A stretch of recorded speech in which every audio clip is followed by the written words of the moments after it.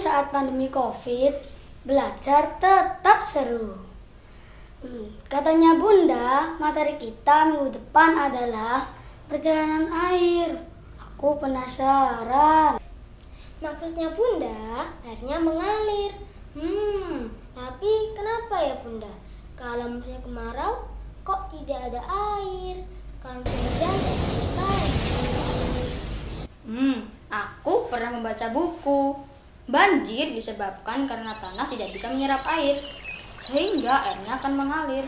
Dan begitu sampai di daerah banyak sampah, airnya tersumbat.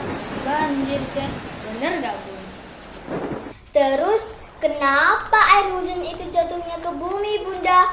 Kok nggak ke planet lain saja? Aku putra madrasah, gemar membaca, literasi budayaku, Megillan madrasahku. Aku gemar membaca, tahu semua, literasi budayaku, Megillan madrasahku.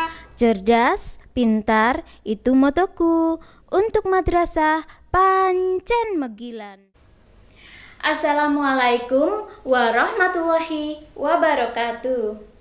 Selamat pagi, siang, dan sore anak-anak. Bagaimana kabarnya hari ini? Alhamdulillah. Jumpa lagi dengan Bunda dalam Bunda Afida Everyday. Sebelum memulai kelas kesayangan kita, yuk kita berdoa dulu. Semoga pembelajaran kita lancar dan ilmunya bermanfaat. Berdoa. Pada pembelajaran kali ini, kita akan membahas muatan IPA KD 3.8 dengan tujuan pembelajaran. Jangan khawatir, Bunda akan menjelaskannya setahap demi setahap. Ada ribetnya, juga ada general knowledge. Sebelum kita memulai pembelajaran, yuk anchoring dulu. Konsentrasi.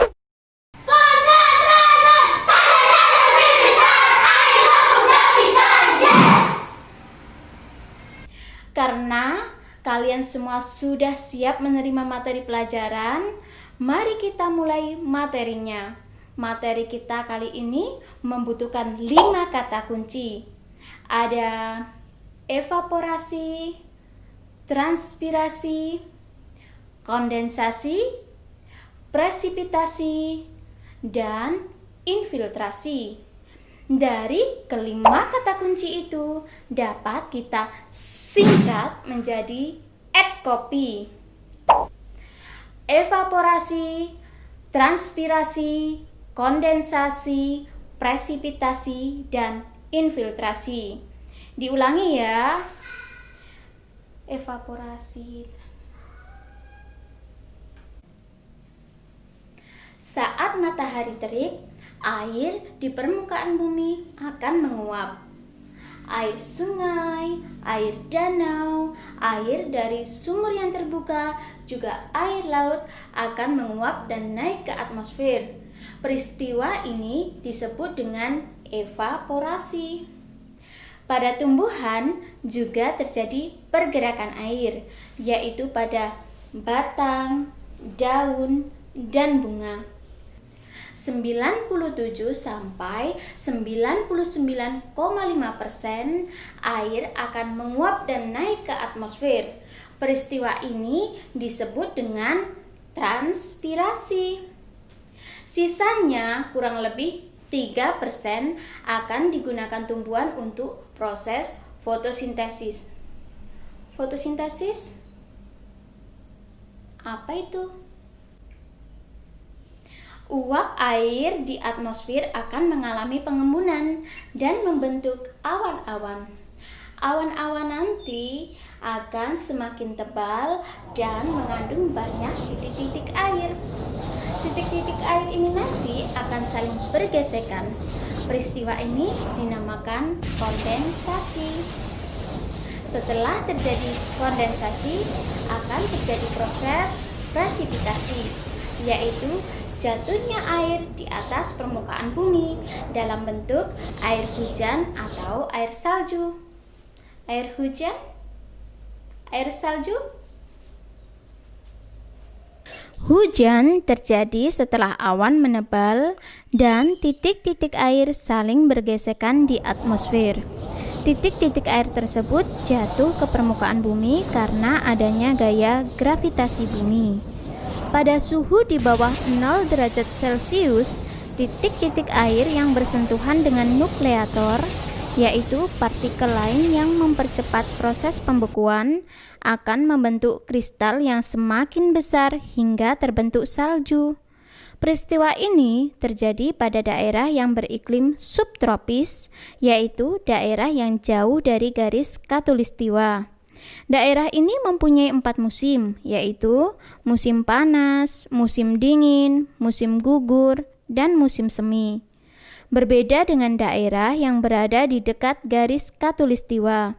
Daerah ini beriklim tropis, memiliki temperatur yang tinggi sehingga dapat melelehkan kristal es dan jatuh ke tanah dalam bentuk hujan air.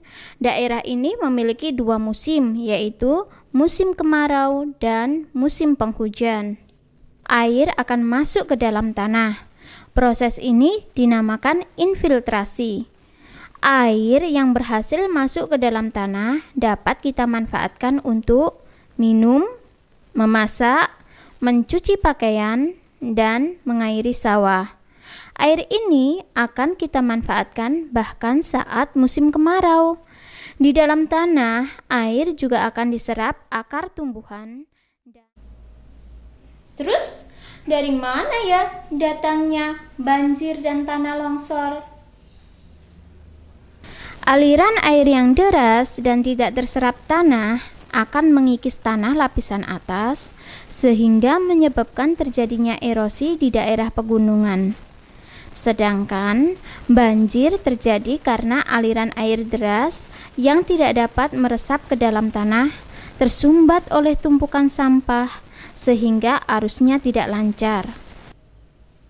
Nah, dari penjelasan di atas dapat disimpulkan bahwa sirkulasi air yang tidak pernah berhenti dari atmosfer ke permukaan bumi kembali lagi ke atmosfer disebut dengan siklus air atau siklus hidrologi. Siklus air atau siklus hidrologi terdiri dari evaporasi, kondensasi, dan presipitasi. Alhamdulillah, selesai sudah materi kita hari ini. Untuk pertemuan mendatang, materi kita adalah yang berhubungan dengan home industry Wingko, jasa laundry, dan pabrik pembuatan tempe. Kira-kira apa ya? Nah, sesuai dengan janji Bunda, ada reward untuk anak-anak yang sudah menyaksikan video pembelajaran dari awal hingga akhir. Jangan lupa ya dikerjakan dan ditulis di kolom komentar di bawah ini. Jawaban yang ditulis di kolom komentar akan dinilai Bunda sebagai evaluasi kita. Jangan lupa jaga kesehatan. Tetap semangat literasi. Tetap semangat berkarya. Madrasah Pancen Megilan. Wassalamualaikum warahmatullahi wabarakatuh.